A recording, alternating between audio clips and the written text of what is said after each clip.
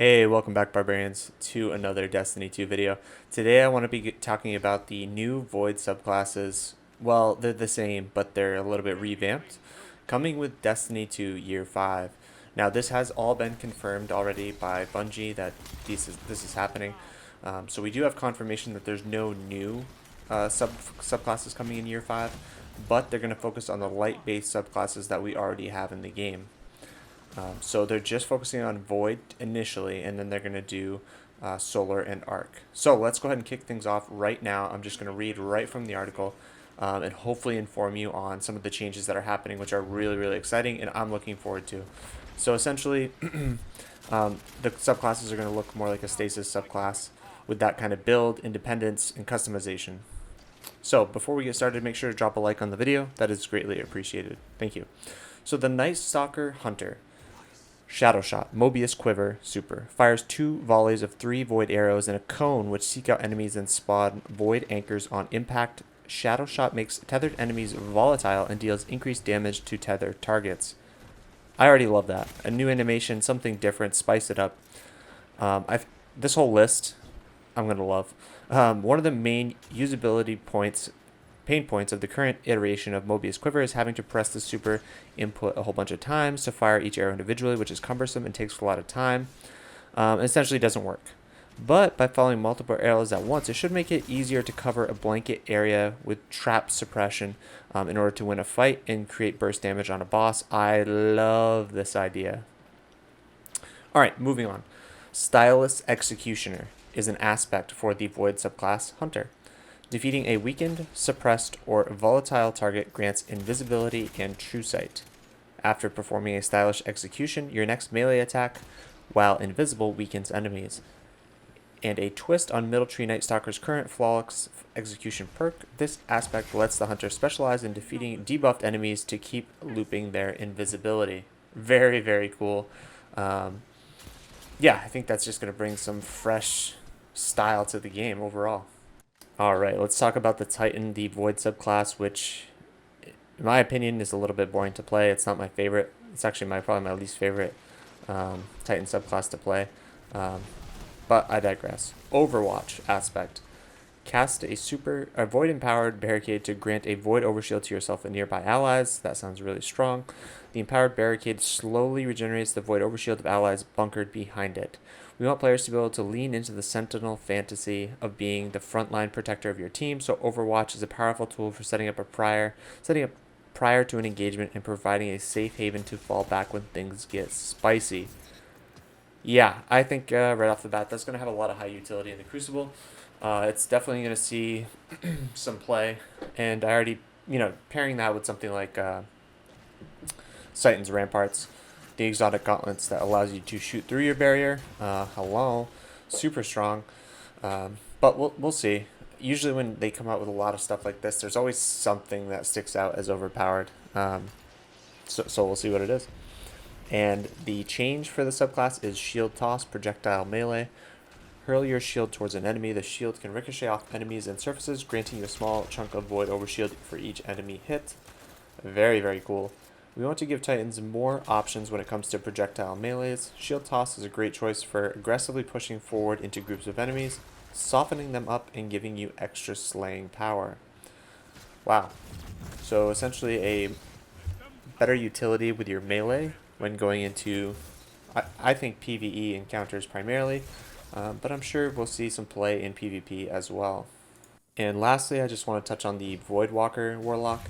My personal favorite, as I started Destiny 1 with Voidwalker Warlock, always has a special place in my heart with Bad Juju and the Void subclass. But anyways, I digress. The projectile melee change, Pocket Singularity, launch a tracking, unstable ball of void energy that detonates when it is near an enemy, pushing targets away from the blast and making them volatile. Designed as an anti-dive tool and a way to push enemies out of cover. With careful placement, it's possible, and incredibly satisfying to boop enemies up in the air and pop their volatile with a well-placed headshot before they hit the ground. Huh. So it sounds like you're going to kick an enemy up in the air out of their own control. I don't know if you'll be able to jump when this is happening or what, and then you'll essentially be taking fire while you're up there. Sounds awesome. Child of the Old Gods aspect. Cast your rift to summon a sentinel black hole which hovers at your side, waiting for a target. It will launch itself at enemies, then begin siphoning their energy and weakening them, refunding their life force back to you as either grenade and melee energy. If you're using a healing rift or health, if you're using empowering rift, defeating enemies who are being siphoned by the child will refund some rift energy. That sounds really strong. That's just my take on it already. Depending on how long when you cast it, it stays by your side before seeking out an enemy. It could be just something you always have. We already have something as strong as Getaway Artist, so my guess is it's going to be strong. And lastly, Child of the Old Gods is a strong debuff tool that gives Voidwalkers an additional way to lock down an area while sustaining themselves. Yeah, I think that's just going to be really fun. Personally, I think there's going to be some great perks depending on the customization within the subclass. And as far as how the fragments or aspects work within the Void subclass, I would like to think you could pair it with something like Devour. I don't know. You get a debuff plus your health back. If that's the case, it's going to be an essential piece of any raid team, for sure. And I see it being very viable in PvP as well. Again, depending on the strength of that. And just to close out here, before we go into a discussion, there is some points that they make. Of course, there was no new stasis aspects or fragments along with this Season 15, Season of the Lost, on purpose, just with the inevitable retool coming up with the Void subclass. So they just wanted to make sure they were focusing on the light-based subclasses before they continued to add more and more to stasis. We feel like the subclass build variety is in a good spot, and we would likely benefit from tuning changes more than new stuff. I completely agree. To that end, we prioritize the Seasonal Lost Balance patch and another patch you'll hear about below, debuting with the 30th anniversary.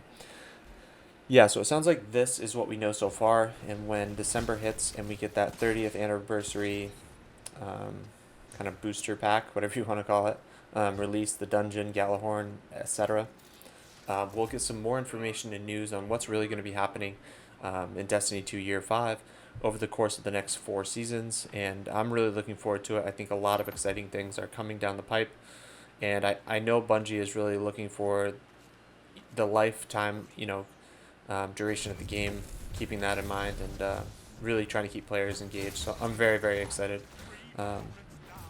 So that kind of brings me to the end of this video. I just wanted to quickly touch base on some of the what I believe to be fantastic changes are.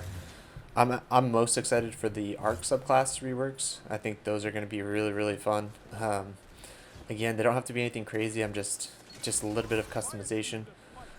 I, as a player who played a lot of Destiny 1, and I love that customization in the tree, and them just bringing that back, I just think makes the game a little bit more whole in my mind, and truer to a sense of Destiny.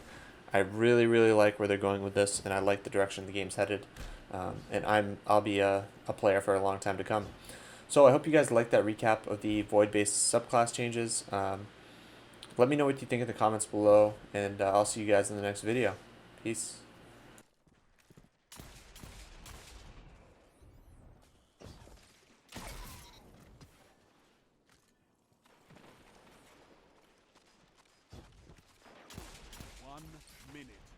You have this.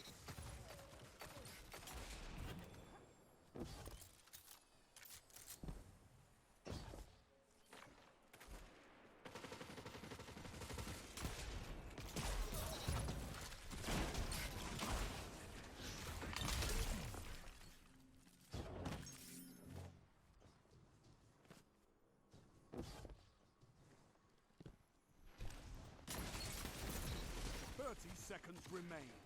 Finish them.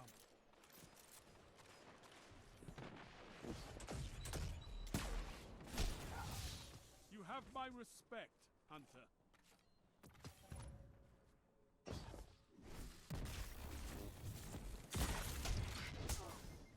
10 seconds. Take this.